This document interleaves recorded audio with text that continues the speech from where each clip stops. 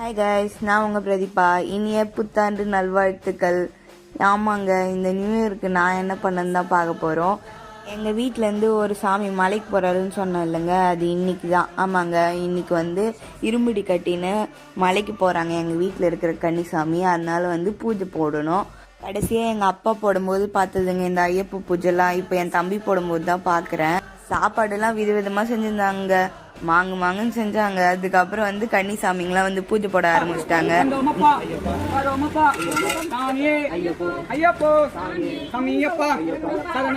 பாதி பூஜையை முடிச்சுட்டு அதுக்கப்புறம் தம்பி இரும்புடி எடுத்துன்னு கோயிலுக்கு போயிட்டாரு. அங்கே போயிட்டு அதை கட்டுவாங்க.